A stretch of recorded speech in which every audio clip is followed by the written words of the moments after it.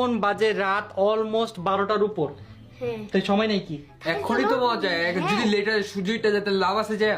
তো আমরা আজকে সবাই মিলে যাচ্ছি, তো সবাই রেডি হচ্ছে, রেডি হলে দেন আমরা সবাই একসাথে বের হবো। দেখতে পাচ্ছেন এখানে আমার শালি শুয়ে আছে। আমার শালি নাকি যাবে না আমাদের সাথে, কেন যাবো না? আমি যাবো, আপনি নিবেন না আমাকে গাইস? আমার মনে হচ্ছে তুমি কারোর সাথে কথা বলতেছো। হ্যাঁ দেখেন গাইস, কার সাথে কথা বলতেছি। আমার মনে হচ্ছে তোমার বোন কিন্তু উল্টাপাল্টা কিছু মনে করে। কিছু বলো তো।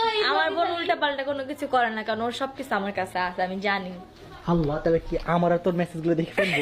আপনার আমার এমন কোনো মেসেজ নাই যে আমার বোন দেখলে প্রবলেম। আর এই ব্লগে আপনি খালি আমার বয়ফ্রেন্ড কইতেছেন কেন? তার মানে বুঝছি আমার একটা বয়ফ্রেন্ড বানাইতেই হবে রাকিব ছি ভাইয়ের ছি ছি, জন্য। দেখছো তোমার বোন নাকি বয়ফ্রেন্ড বানাবে। ওকে কিছু বলো। তো বানাবে না, বয়স হচ্ছে, কদিন পরে বিয়ে দিতে আমার হবে। বোনের সিরিয়াল শেষ, এখন অনলি লাস্ট পিস আমি আছি। এখন তো আমার বয়ফ্রেন্ড বানাইতেই হবে, তাই না? আপনি বিয়ে করে নিছেন আমার বোনের, না হলে আল্লাহ, তাহলে তো আমার এই একটা মাত্র শালি, সেটাও হারাই যাবে এখন। তোমার তো ভাগ্য ভালো যে তুমি একটা শাড়ি পাইছো, কিন্তু ভাবো না ওর জামাই কি হবে। আমার জামাই কোনো শালি নাই। আমার জামাই সব পাবে, কারণ দেওয়া লাগবে না। কত আহারে, মজা। এই চিন্তায় ঘুমাইস না। আমরা অনেক বেশি এক্সাইটেড। হ্যাঁ, আজকে অনেক মানুষ যাবে, অনেক মানে আমাদের ফ্যামিলি মেম্বার অলমোস্ট না হলে 20 জনের মতো হয়ে গেছে। তো দেখি যে যাই আর অনেক বেশি মজা করি। চলো চলো। আমরা গাইস দেখো সবাই ড্রেস চেঞ্জ করলো, আমি আর ও ড্রেস চেঞ্জ করি নেই। অবশ্য আমি চেঞ্জ করবো না, তুমিও করো না, তাই জন্য আমিও করিনি। চলো। কেমন শীত লাগতেছে বলো? অনেক অনেক। আমার অনেক বেশি শীত লাগতেছে গাইস। এই শীতে আমার গান গাইতে মন চাইতেছে। আমার শীত শীত লাগে রে বলো।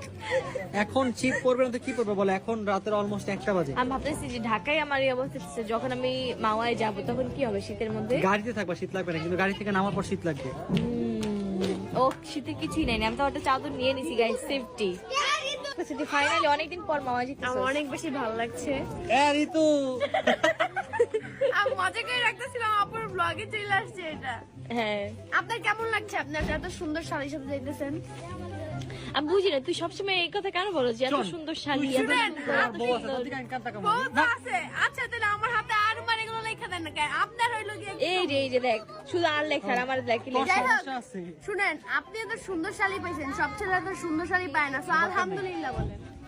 আফসোস তোর জামাই কোনো শাড়িই পাইবো না। না, আমার জামাই ভালো হয়েছে। আমার জামাই সবার থেকে কিছু নিবে, কিছু দেওয়া লাগবে। কোনো কিছু দিব না, সবসময় নিব।